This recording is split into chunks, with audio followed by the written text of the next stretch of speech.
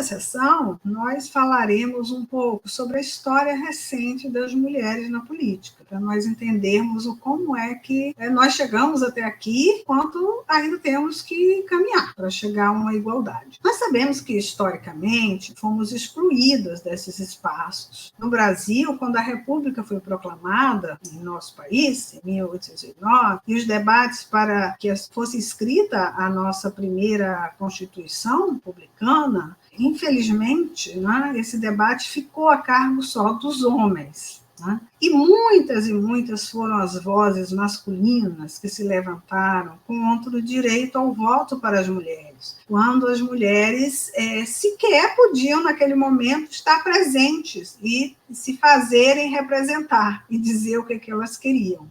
Mas os homens trataram de vetar essa participação, esse foi o fato. E nós, infelizmente, nós só fomos conseguir o direito ao voto no ano de 1932. Durante esse período, não só não tínhamos direito ao voto, como, sobretudo, de sermos representantes, não é? De representarmos, de estarmos na política e no parlamento. Na primeira eleição, após 1932, nós só conseguimos eleger uma mulher. E, felizmente, né, a nossa democracia também, nesse período, no século XX, ela foi interrompida. Nós, desde esse período, nós tivemos duas importantes interrupções. Uma que foi no Estado Novo, entre 1937 e 1945, quando Getúlio instaurou o Estado Novo, então ficamos sem poder participar e votar, assim como todos os brasileiros, e depois, entre 1964, quando foi dado um golpe militar, que durou 21 anos, até o ano de 1985. E isso, sem dúvida, prejudicou a população brasileira e os seus direitos de cidadania como um todo. Mulheres que já vinham de um período de desvantagem, porque estavam no início da República, né, estavam excluídas e fora, tiveram ainda mais prejuízos. E esse processo de redemocratização termina em 1985, né, põe fim a 21 anos de ditadura, ele contou intensamente com a participação das mulheres. E quando depois fomos pela primeira vez, né, votar e depois pudemos participar da elaboração da Constituição, da Constituinte de 1988, lá estávamos nós, mais uma vez, dizendo que as nossas vozes e a nossa presença importavam. Para falar um pouco sobre esse momento histórico e muito importante para nós brasileiras e brasileiros em geral, eu convido agora também, né, se somar aqui a essa sessão, as colegas Tayana Rodrigues e a Ildete Pereira de Mello, professoras, Tayana da UERJ e a Ildete, apresentada, né, professora da UF e também pesquisadora associada no NUDERN, para falar um pouco sobre esse momento da Constituinte, o que foi a presença das mulheres e o que significou para a municipalidade, né? Qual é o papel que os municípios passam a desempenhar na democracia brasileira. Bem-vinda, Tayana, bem-vinda, Ildete. Muito obrigada, Clara. Vocês agora essa parte. Muito obrigada, Clara, pela apresentação, e a gente vamos trocar em miúdos essa história com vocês. Muito bom. Eu separei algumas perguntas para fazer para a Ildete. Então, Ildete, queria que você contasse um pouquinho essa sua trajetória bem pequenininha, política, né, da sua participação política, para que o público te conheça, né, e saiba com quem, além de uma professora excelente de economia, você tem uma militância, né, que a gente combinou de você contar um pouquinho. Rapidinho, eu sou paraibana, né, e a política entrou na minha vida no golpe, quando houve o golpe que os militares vetaram o vice-presidente eleito nas eleições de 56, João Goulart, para se tornar, para que, perante a renúncia, perante a saída do governo, como vice-presidente, assumir a presidência da República. Então, naquele momento, em 1961, o Brasil inteiro gritou, né, pela legalidade. E, nesse momento, eu era uma estudante secundarista do Colégio Estadual de Campina Grande, e nós, um grupo de meninas e mocinhas, descemos em passeata defendendo a legalidade. Então, a partir daí, de agosto agosto de 62, a política entrou na minha vida e jamais saiu. Então, eu fiz política estudantil, eu fui vice-tesoureira da União dos Estudantes da Paraíba antes de 64, paguei os preços por ser militante estudantil naquele momento de 64, e desde então a política faz parte da minha vida. Fiz uma carreira acadêmica, mas a política está presente o tempo inteiro, porque todas as pessoas fazem política ao tempo inteiro, mesmo quando elas dizem, eu não sou política, ela está tomando uma posição, entendeu? Então não existe essa, a política é inerente à vida em sociedade. Excelente. Assim como a Clara, né, foi uma importante mulher, a primeira mulher presidente da UNE, que tem essa fala de militante, de atuação, né, muito importante. E a sua contribuição também para a Constituinte, né? Você tem um documentário que você participa, o Lobby do Batom. A partir disso, o que significou a Constituinte para a vereança, né? A gente queria entender um pouco o que muda, né? Como a Clara colocou, a gente teve um processo de ditadura, de rompimento, e aí vem a Constituinte, o que muda com ela? Quer dizer, esses anos de 84, 83, 84, que é quando vai ter a mudança e o Brasil vai poder votar de novo, esse momento dos anos 80 é o momento da redemocratização, de você poder eleger o seu presidente da República. A gente elegia outros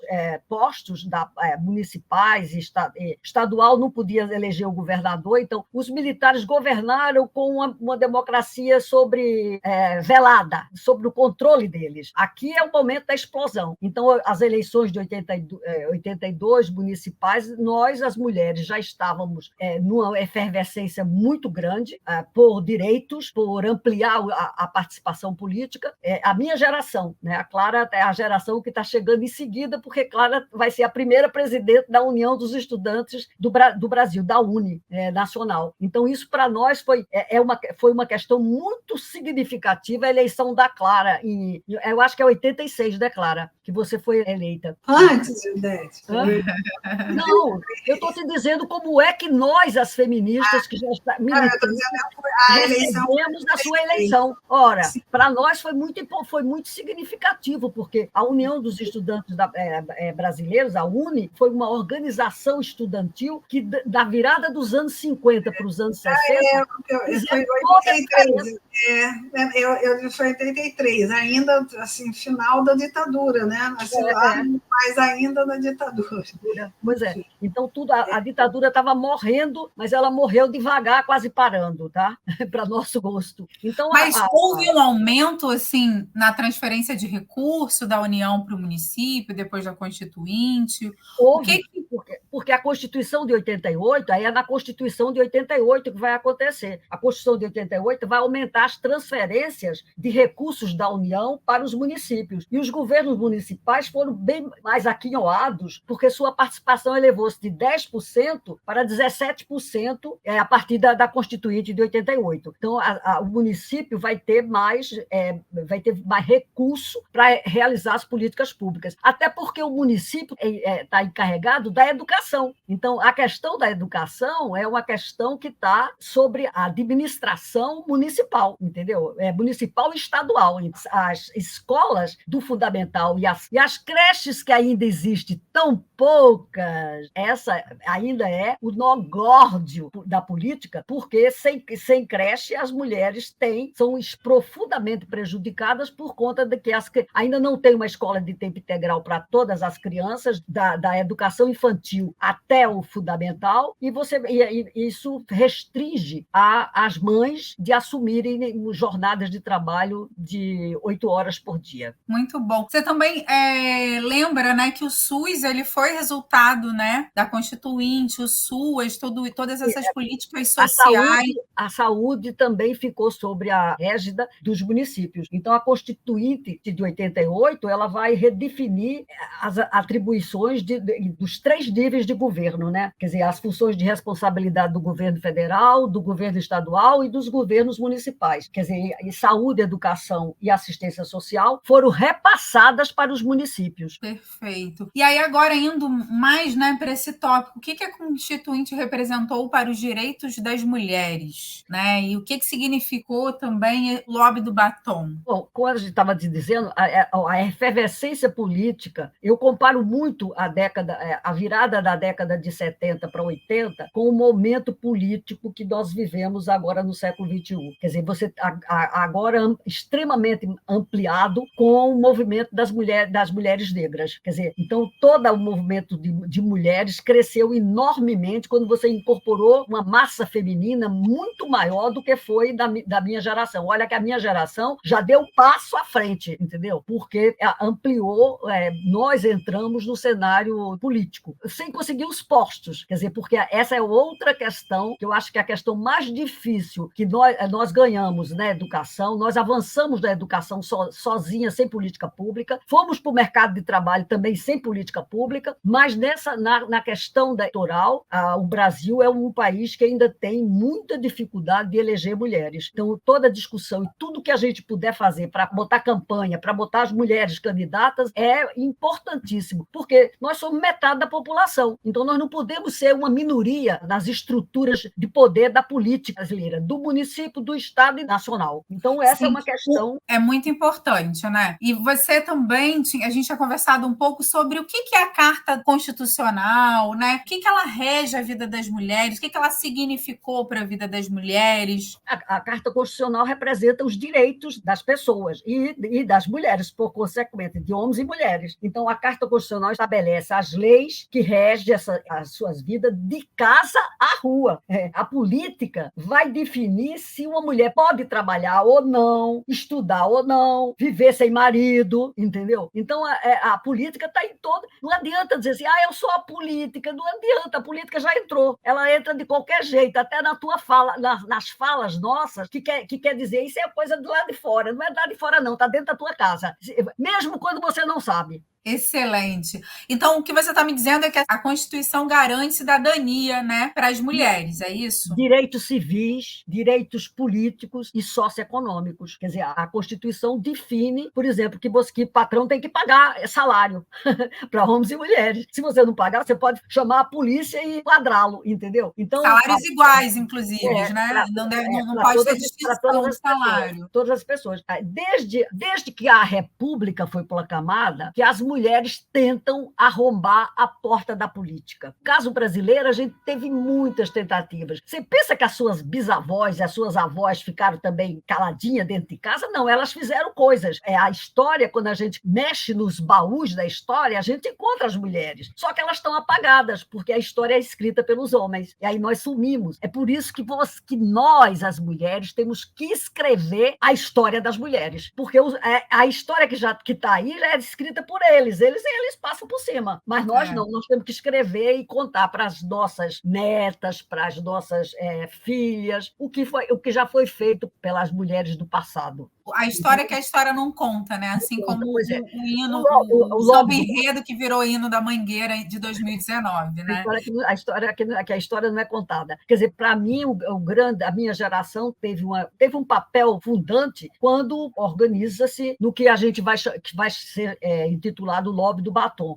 O lobby do batom não é uma expressão que fomos nós que criamos. Foi os políticos, os deputados da época da Constituinte, que começaram, porque nós organizamos pelo Conselho Nacional dos Direitos da Mulher, uns grupos de pressão em cima da Câmara Federal, onde estava sendo discutida e escrita a Constituição de 1988. Nós tínhamos o Conselho Nacional dos Direitos da Mulher e eu era uma membro titular do Conselho Nacional dos Direitos da Mulher, que foi presidido primeiro pela deputada estadual Ruth Escobar e depois, a partir de 87, pela socióloga Jaqueline Pitangui. E eu era conselheira. Então, nós, a Lélia Gonzalez, Benedita também foi conselheira. Então, a Maria da Conceição Tavares também foi, a Ruth Cardoso também, a mulher depois do presidente da República, Fernando Henrique. Então, era um batalhão de mulheres mulheres que se mexeu bastante para escrever essa carta capital, né, a Carta Federal, que é o que rege a vida de todas as pessoas na sociedade. Então, nós temos direitos iguais e tal, assegurado pela Constituição.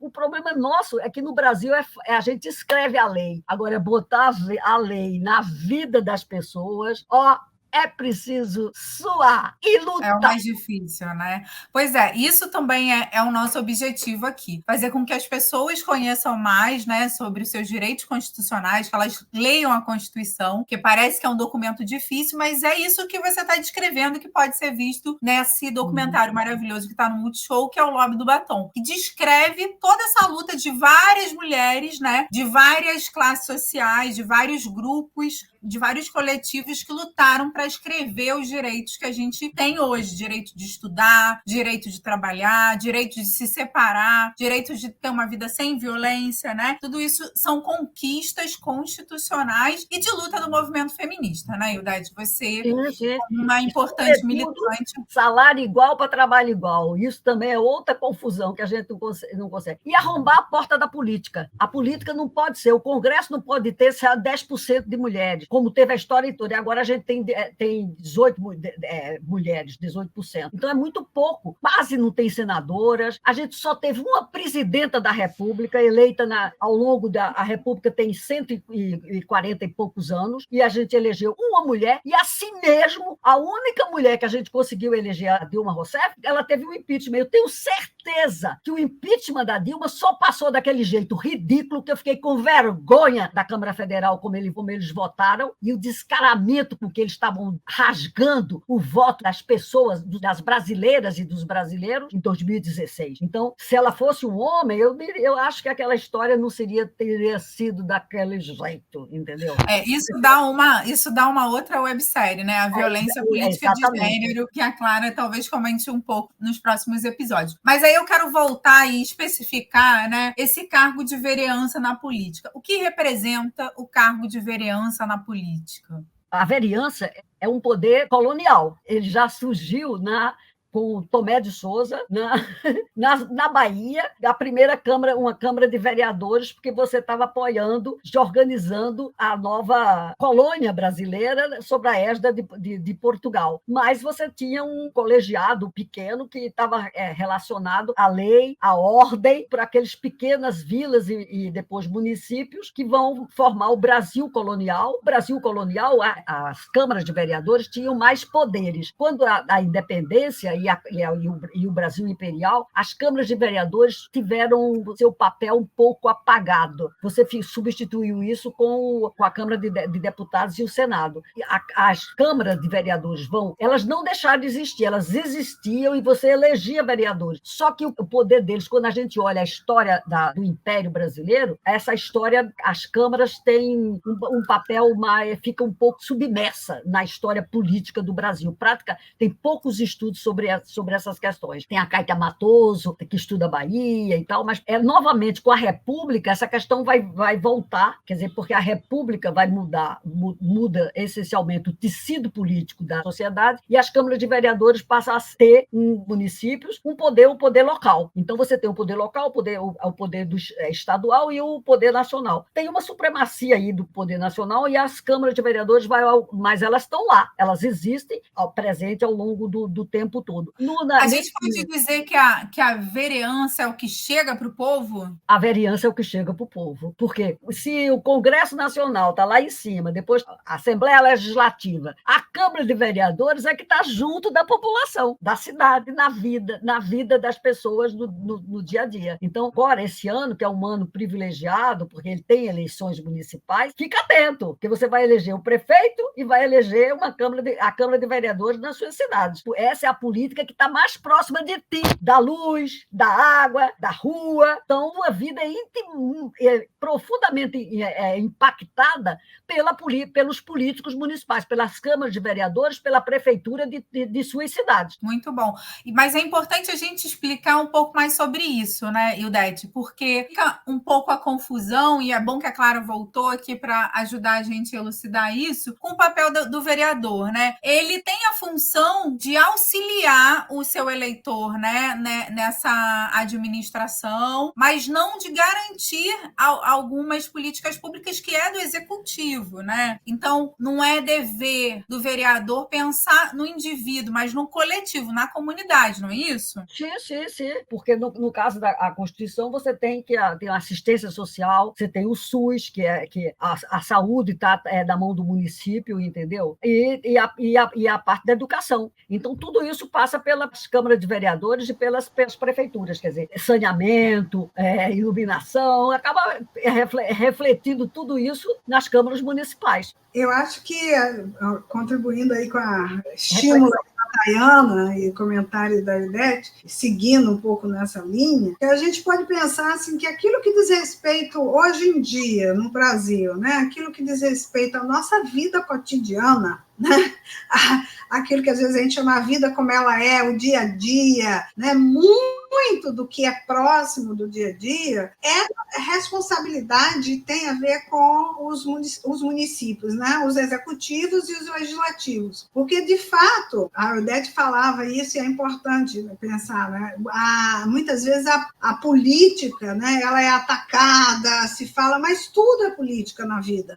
A forma como nós nos organizamos para decidir alguma coisa coletivamente é essencialmente uma forma política. E se nós participamos ou se nós não participamos, também é uma forma política, né? Nós vamos ser mais ou menos omissos ou tentar interferir mais ou menos. E a vereança, ela tem esse papel porque o município é isso, o município é o lixo, né? Se a cidade vai estar limpa ou não, se o meu bairro vai ter algum serviço de coleta de lixo ou não, o município no Brasil, né, na descentralização, o governo federal tem as verbas, porque é do nosso imposto, importante dizer, né?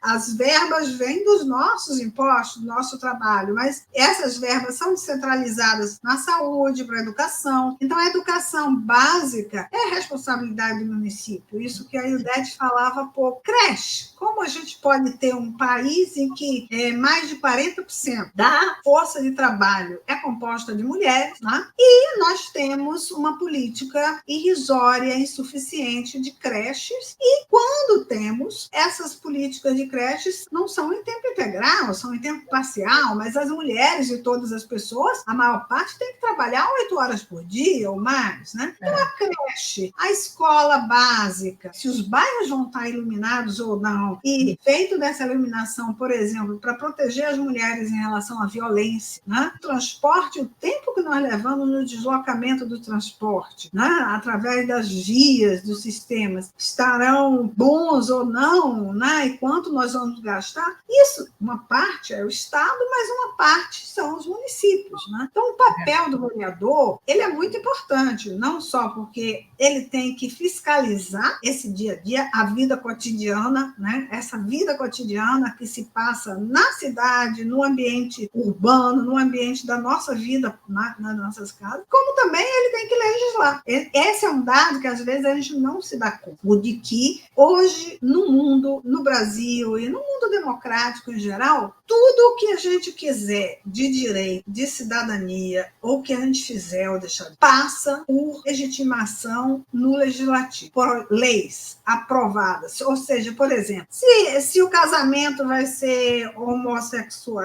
heterossexual ou entre pessoas do mesmo sexo, se nós vamos ter direito à pensão ou não vamos ter, se o dinheiro vai ser empregado 50% para pagar a dívida externa que não contraímos, ou para o transporte, para a educação, tudo depende do legislativo, do Congresso, no nível mais amplo, mas dos legislativos estaduais, das assembleias, e do dia a dia das câmaras municipais. Hoje, a sociedade democrática, quanto mais democrático nós tornamos uma sociedade, ou nós nos tornamos, mais o legislativo importa, mais ser representante e opinar importa. Né? Então, eu acho que essa é a desafio da vereança. Excelente. Você e a Ildete conseguiram trazer assim, uma lucidez para esse debate, né, que para algumas pessoas é ainda muito obscuro entender qual a importância do vereador, né? É uma candidatura que às vezes é vista como menor, é vista só como um espaço para galgar novos espaços políticos, não é visto como um espaço de preocupação com a comunidade, não é visto como um espaço que você que votou naquele candidato tem que se unir na sua comunidade para bater no gabinete e pedir auxílio para todos esses serviços que você escreveram, né? Para você exigir direito ao transporte.